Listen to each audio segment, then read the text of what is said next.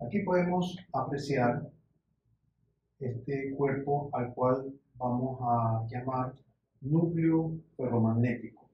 ¿Para qué sirve el núcleo ferromagnético? Para transportar las líneas del campo magnético. Este núcleo magnético es utilizado en todas las máquinas que generan movimiento o máquinas eléctricas estáticas. Por ejemplo, el transformador, el generador o los motores en todas sus variedades. Porque este es el conductor de las líneas del campo eléctrico. Y lo que se va a desplazar por aquí, por un área, recuerden que llamamos el flujo magnético, que es igual al campo magnético por el área que atraviesa. Justamente el área que es atravesado. Si yo tengo un área, por ejemplo, un área rectangular, y tengo la presencia de un campo magnético,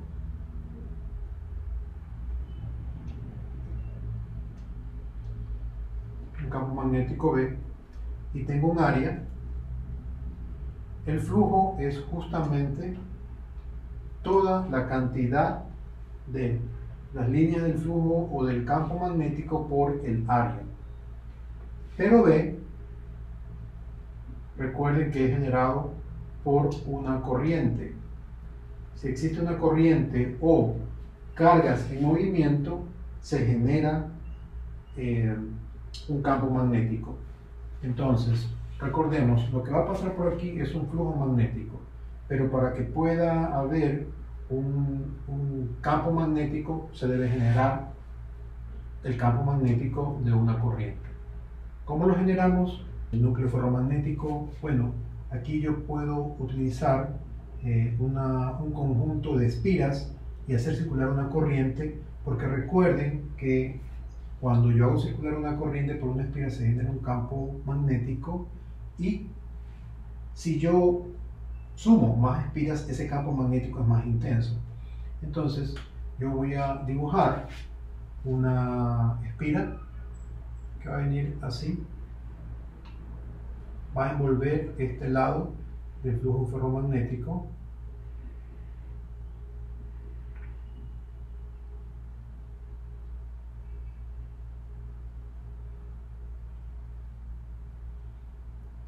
Así. Y aquí yo voy a tener una fuente de voltaje que va a hacer circular una corriente, y voy a llamar la corriente I.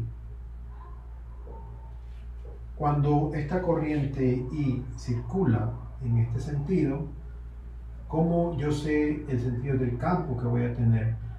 Porque cada corriente va a generar un campo que esté hacia arriba o hacia abajo.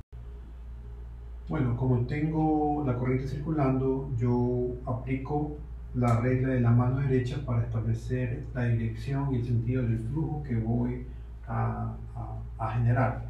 Entonces yo pongo el pulgar con dirección a la corriente y veo que va envolviendo la corriente así, es decir, salen, van hacia arriba, y si yo comienzo a sumar, yo voy a tener una sumatoria de campos magnéticos B. Entonces la dirección del campo va en este sentido. Este sería el B que estoy generando aquí. Si yo multiplico, ¿sí? Yo cojo una sección, está el B, voy a atravesar un área, lo que estaría circulando o lo que voy a obtener en la circulación es B por área, y esto va a ser igual al flujo. Yo lo represento como flujo magnético y va a circular en este sentido, que es el sentido en que se está generando el flujo magnético, ¿no? Entonces, y va a regresar y a retornar en este sentido. Este flujo magnético tiende a concentrar la mayor cantidad de líneas del campo magnético B en el cuerpo ferromagnético. Pero existe unas pequeñas pérdidas porque las líneas del campo magnético pueden ir también al aire y ahí va a haber un desperdicio o pérdidas que tenemos que incrementar en los cálculos para el diseño de las máquinas. Siempre vamos a tener un porcentaje de pérdidas. Entonces aquí tenemos algo muy interesante como un generador de campo o flujo magnético, una espira con corriente. Bien, por otro lado tenemos un parámetro que se llama intensidad del campo magnético. La intensidad del campo magnético la represento con H y es igual al número de espiras, que es N, es el número de las espiras que están allí, por la intensidad de la corriente, que es I,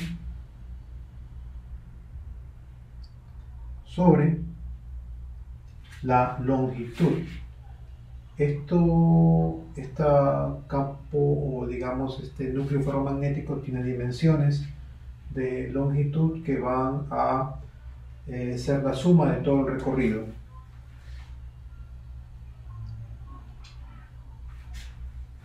También tenemos que la magnitud del campo magnético o la densidad del campo magnético es igual a μ por la intensidad del campo magnético. Y μ corresponde a la permeabilidad magnética del material. Normalmente, bueno, si estuviera en el aire, recordemos que μ sub 0, que es la permeabilidad del vacío del aire, es 4pi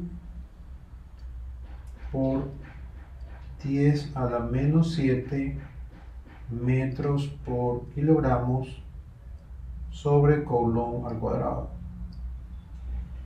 Pero este μ es distinta.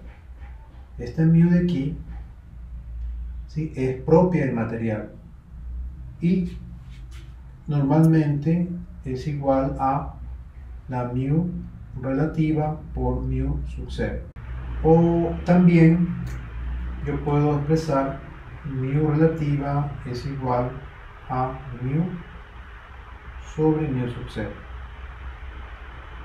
Y esto normalmente está entre un rango de 2000 a 6000, dependiendo del material. Por otro lado, yo tengo que el flujo magnético es igual a la integral del campo magnético, de la magnitud del campo magnético por el diferencial de área. ¿Sí? El área es la que atraviesa, en este caso tiene estas dimensiones, ¿no? Aquí tengo un lado, el lado 1 y el lado 2. Esta sería pues mi sección de área que estaría atravesando este flujo. Para este caso, si yo puedo integrar el área, yo puedo expresar directamente como B por el área que está aquí. Ahora, yo tengo también que B, o sea, el flujo magnético, va a ser igual a ¿qué cosa? A B por A. Y también va a ser igual a esta B, yo puedo reemplazarla por esta fórmula de aquí. O sea, μ por H por A. Y a su vez, yo puedo reemplazar H aquí. Y yo tengo que el flujo magnético es igual a B por A y es igual a μ H N corriente por el área sobre la longitud.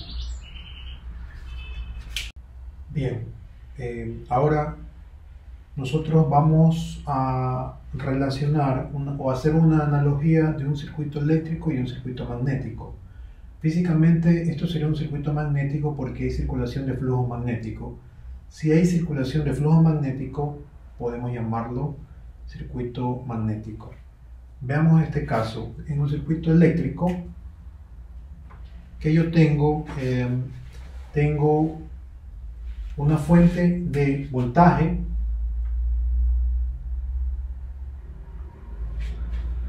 tengo una resistencia y tengo una circulación de corriente. Y yo puedo establecer allí una relación por la ley de Ohm y puedo decir, por ejemplo, que el voltaje va a ser igual a la corriente por la resistencia. En cuanto al circuito eléctrico, si ahora queremos hacer analogía con el circuito magnético, la fuente de voltaje es, o la fuente magnetomotriz, repito, la fuente magnetomotriz es esto, es el conjunto de la corriente y las espiras, y a eso yo lo represento con esta F de aquí, que es un poco gótica. Eso es la fuerza magnetomotriz. Acá voy a tener una reluctancia con esta R también, y lo que va a circular ya no es corriente sino un flujo magnético. ¿Sí? Y yo puedo establecer y puedo ver una relación similar, que la fuerza magnetomotriz va a ser igual a el flujo por la reluctancia.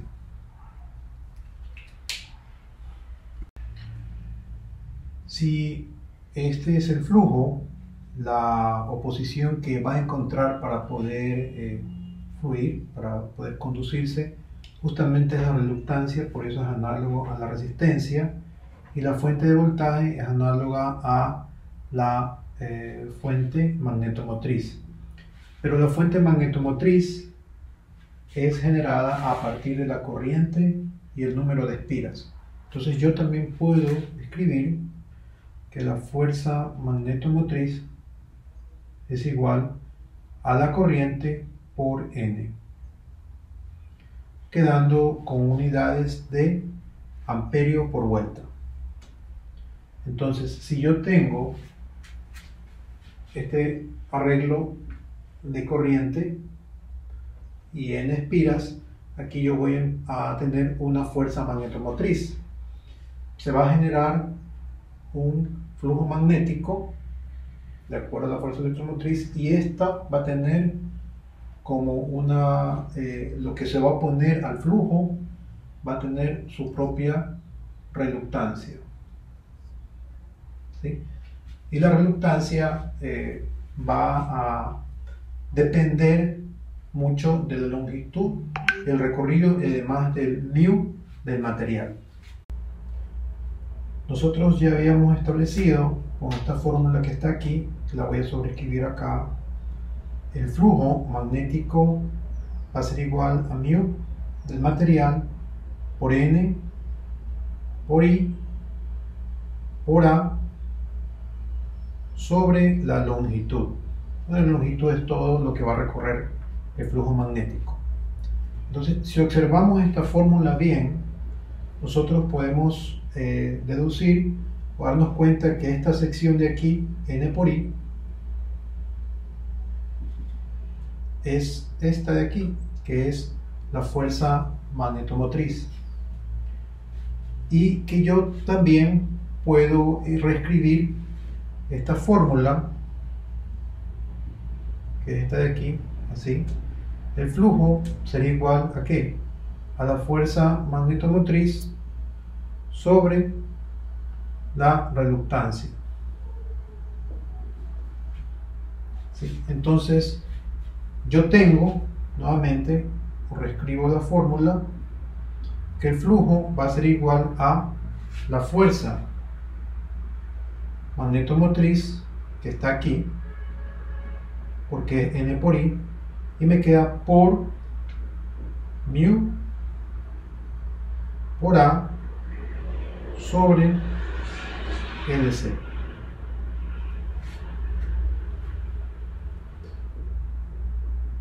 Entonces, lo que podría yo deducir es que sería igual a este factor que es 1 sobre reluctancia. Entonces yo puedo decir que la reluctancia va a ser igual a LC sobre mu por el área. Entonces ya tendría la fórmula de reluctancia, RLC sobre mu A. Tengo flujo de varias formas para sacarlo: fuerza magnetomotriz sobre reluctancia, o si tengo los parámetros de mu, área y longitud, etc. Al final, esta fórmula me va a indicar cuán resistente es o cuánto se opone esta reluctancia de aquí, ¿no? Que va a depender mucho de la longitud y del área, de la longitud L y del área, todo el recorrido del flujo y el área que atraviesa, y obviamente del material, del mu del material, que es la permeabilidad magnética, porque cada material tiene diferente permeabilidad magnética. Entonces, al igual que en el circuito eléctrico, las resistencias pueden reducirse a una resistencia equivalente, por ejemplo, serie o paralelo es igual con el flujo. Exactamente la misma lógica y analogía. Cuando el flujo es uno solo entre las reluctancias, se dice que la reluctancia equivalente es igual a la suma de las reluctancias que están en serie, es decir, que pasan por, que son atravesadas por el mismo flujo. Cuando el flujo se divide, si este es el flujo magnético y se divide en flujo 1 y en flujo 2, se dice que es paralelo y la reluctancia equivalente va a ser igual a la suma de los inversos de las reluctancias que están en paralelo.